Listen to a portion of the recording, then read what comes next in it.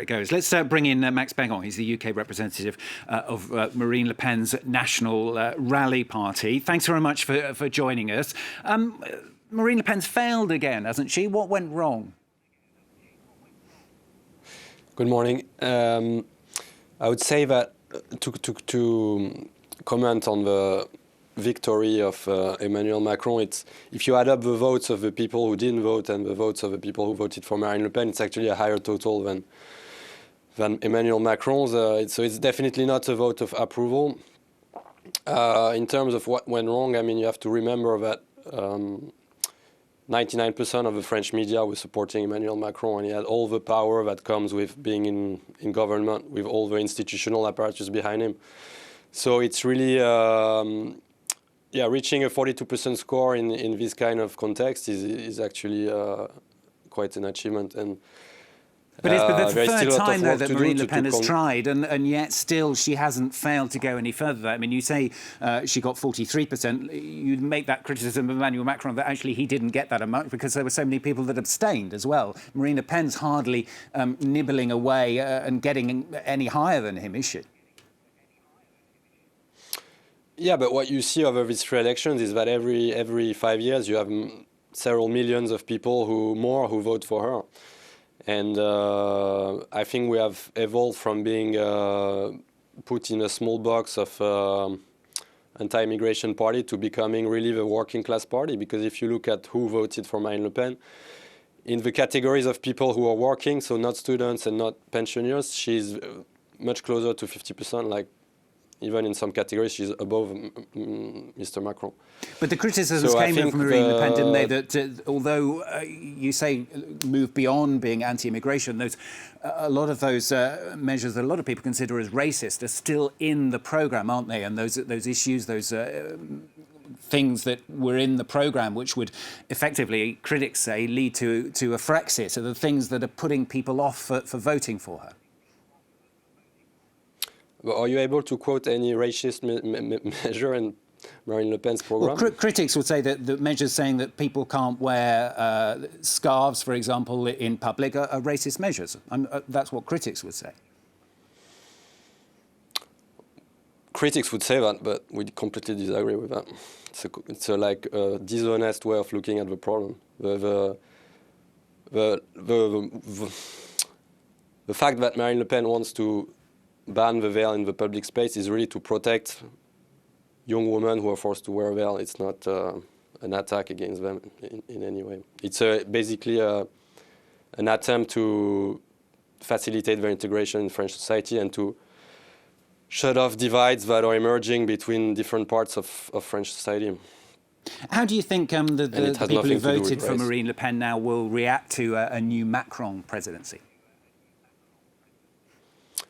Well, they are disappointed, and there is a fear that an episode similar to Yellow Vest could rear up if Macron was able to get a majority in Parliament and push through more reforms that are really bad for the lower working class, the parts of society that is really struggling on a month-to-month basis. Philip, listening to the two arguments that we've heard from our guests, I mean, it's very clear, isn't it, that big division between the two, and we've talked about this earlier on when we were here on set. There's also that big division, isn't there, with the far left of Jean-Luc Mélenchon, that France has really divided itself during this election into those three blocks, hasn't it? It's not even a division, it's a three-party split in France. So you have Emmanuel Macron, who has won a new 5-year term with his Republic on the Move party, but it's not such a comfortable victory as the one he obtained in 2017. It has to be said that he did get a better score than I think many of the opinion polls were predicting ahead of the second round of polling yesterday, managing to distance himself more from Marine Le Pen than was originally thought. There were even some polls just after the first round which put them at 51%, with Macron winning just a very small margin over Marine Le Pen.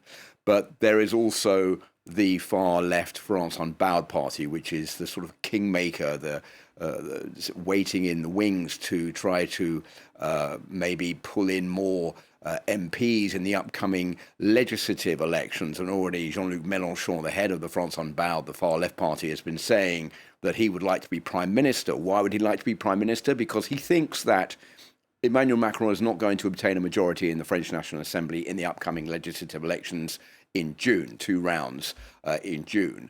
And if he fails to obtain a majority, then Jean-Luc Mélenchon is thinking that with all the left-wing parties that will come together, that's to say the Socialist Party, the Green Party, and the France Unbowed Party, and some of the other small, more marginal parties, like the Communist Party, for example, there will be enough support there for them to be able to pull off a majority, and he would be in a prime position to become prime minister if Emmanuel Macron selects him to do that. But Emmanuel Macron may have no choice but to select a candidate for prime minister that he doesn't necessarily want, or who is not from his own political party. The big question is, will this happen?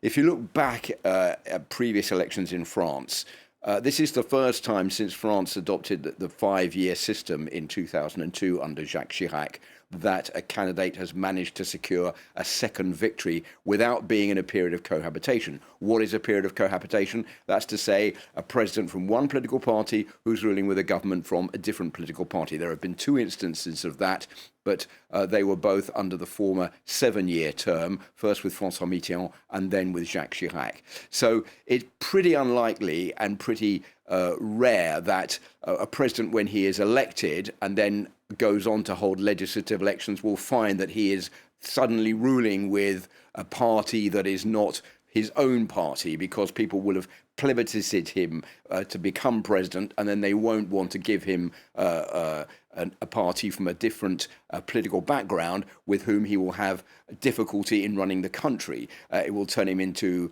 what is commonly known as a lame duck president. So the chances are that he will obtain a majority, but if he doesn't, Jean-Luc Mélenchon of the far left is hoping that he will be in a prime position to be able to become prime minister. And there again, on the far right, we have Marine Le Pen also, who has made it pretty clear last night that she's not going to give up the fight, even though they were. She was saying that this would be the last time that she'd be running. She made it pretty clear in her rally speech last night that she would certainly not be standing down right now and was going to lead the battle to try to secure a huge majority for the far right in France to face off against Emmanuel Macron.